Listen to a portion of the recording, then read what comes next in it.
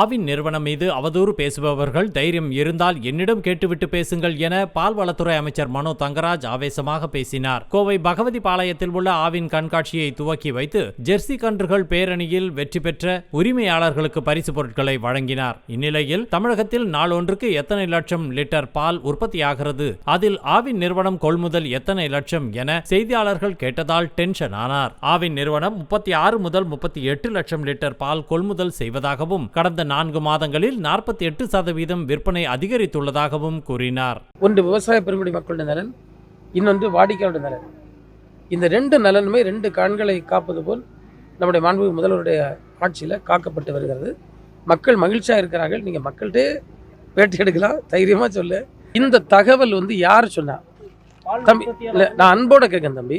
நான் இந்த துறையில் 2.5 வருஷமாக பணியாற்றிட்டு இருக்கேன். அது யார் சொன்னா? அதான் எங்களுக்கு கேள்வி. அப்போ நாங்கள் எப்படி தம்பி 37 லட்சம் பால் விற்க? நாங்கள் எப்படி இவ்வளோ ப்ராடக்ட்ஸ் பண்ணோம் தம்பி? இது உண்மைக்கு புறம்பான செய்தி. அதாவது ஆவின் நிறுவனமே இன்றைக்கு 36 முதல் 38 லட்சம் வரை நம்ம இந்த காலகட்டத்தில் கொள்முதல் செய்திருக்கோம். புரிஞ்சுடுங்க, ஆவின் மட்டும். ஆனால் இது போன்று ஒவ்வொரு கிராமங்கள்லையும் சொசைட்டிகள் கொள்முதல் செய்து பால் விற்குது. நீங்கள் கடந்த காலங்களில் சொசைட்டி உள்ளூர் விற்பனை செய்வதை நிர்வாகம் அனுமதிக்கலை. ஆனால் நான் பொறுப்பேற்ற பிறகு மாண்பு முதல்வரிடத்தில் சொல்லி அதை நம்ம தடை செய்ய வேண்டாம் என்று சொல்லி அவங்கள அதையும் விற்க சம்மதிச்சிருக்கோம். அதில் எல்லாருமே லோக்கல் சேலும் பண்ணாங்க.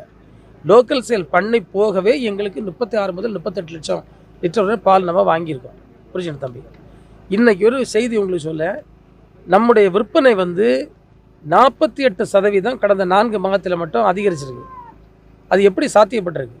இதெல்லாம் யாரோ நான் அடிக்கடி சொல்லுவேன், கைக்கூலிகள் இருந்து கொண்டு ஒரு செய்தியை இவ்வளோ பெரிய ஒரு நிறுவனம், ஒரு அற்புதமான நிறுவனம், விவசாய பெருங்குடி மக்களுடைய நிறுவனம், இந்த நிறுவனத்தை பற்றி அவதூறு பேசக்கூடியவர்கள் தாங்கள் ஒரு விஷயத்தை மட்டும் தைரியம் இருந்தால் எங்கள்கிட்ட கேட்டுக்கிட்டு பேச சொல்லுங்கள். எந்த குற்றச்சாட்டு தான் எங்கள்கிட்ட சொல்லுங்கள். நாம் அதை எல்லாருக்கும் ஒரு வேண்டுகோளாக வைக்க, நீங்கள் என்ன ஆவின் மீது அவதூறு பரப்பு நினைக்கிறவர்களுக்கு நான் சொல்லுகிறேன், எந்த குற்றம் இருந்தாலும் எங்கிட்ட நீங்கள் சொல்லுங்கள். அப்படி பிரச்சனை இருந்தாலும் நாங்கள் அதுக்கு தார்மீக பொறுப்பெடுக்க நான் தயாராக இருக்கின்றேன்.